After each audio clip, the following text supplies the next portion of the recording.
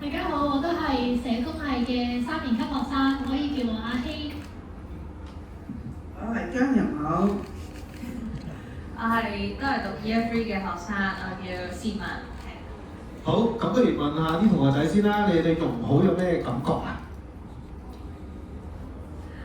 容好係真係一個非常之活在當下，同埋一個容萬事於心嘅一個人。即係聽完佢嘅經歷咧，容好佢真係經歷咗好多困難啊，一個好艱難嘅時期。咁當時我哋聽到嘅時候，我哋都覺得好心痛啦，同埋覺得真係好困難。但係容好佢對於困難嘅態度咧，佢係用一個已經輕舟已過萬重山嘅態度去面對即係去復述翻佢以前嘅一啲故事經歷啦。然之後我哋亦都聽到好多佢活在當下。點解講話佢活在當下？因為佢分享咗好多同仔仔嘅經歷日常生活啦，同埋佢依家平時會做啲乜嘢。咁我哋都聽到佢依家其實都好多姿多彩。佢參加好多中心嘅活動，同埋又同仔仔佢仔仔依家係喺外國嗰度生活啦，英國嗰度生活。咁佢都有繼續去用視訊通話同仔仔聯絡。咁佢係一個好珍惜生活同埋好享受生活嘅一個人。咁所以即係正如我哋嘅故事主題咁樣啦，容萬事於心，迎好日自來。我覺得容好呢一個活在當下嘅態度係真係令我哋學到好多嘢，同埋亦都令我哋學到佢嘅對於人生嘅一個態度同埋價值觀。好啊，俾啲掌聲啦！我啱啱講得好好啦，咁我都覺得容好仲係一個好謙虛嘅人啦，因為佢可能講以前好多比較困難嘅一啲經歷啦，同埋一啲可能佢一啲積餘網嘅一啲事啦，佢都話呢啲係手板眼見功夫，但係其實唔係手板眼見功夫嚟，真係唔簡單，但係佢十分之謙虛。我嘅話，我係好欣賞佢真係好堅毅啦，就好似我哋喺本書入邊記錄咗佢好多嘅人生故事。其實無論係任何人去經歷呢件事啊，或者呢啲咁樣嘅有呢啲人生嘅困難咧，都會覺得好難捱。但係佢呈現出嚟嘅態度就係淡淡然，就係已經過咗去㗎啦。係啊，我瞓一覺就會冇乜事咯咁樣。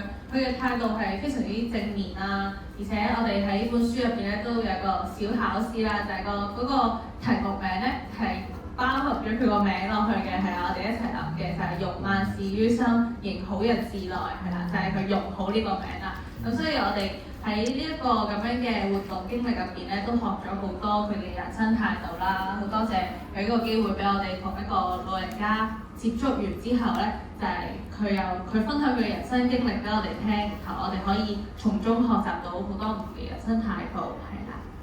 好，我哋都俾啲掌聲啦。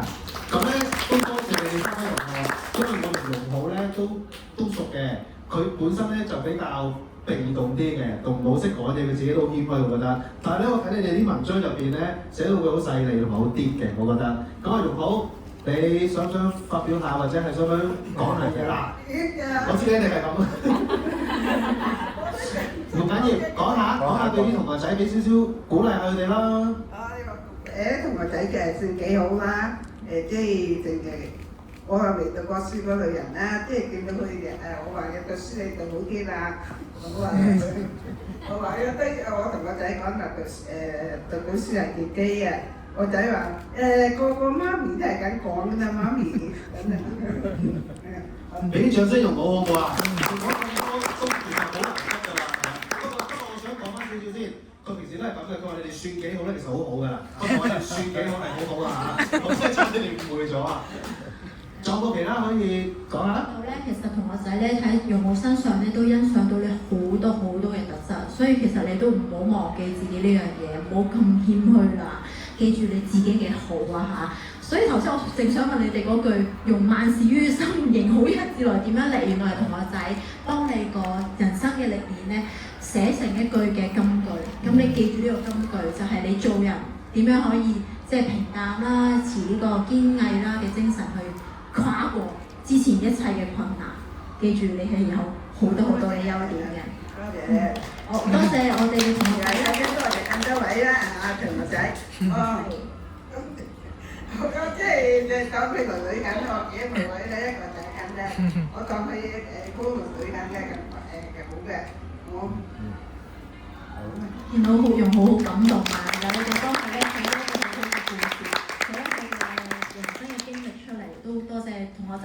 其實見到啲同學仔咧，佢哋嘅用心咧，真唔係做當係一份功課咁樣做。我見到你哋嘅當中對長者嘅一個心機啦，同埋付出咧，其實係超越咗一份功課。我見到喺文字之間咧都睇得到。好多謝晒你嘅啫。好啊，多謝啊，好咁啊，多謝晒。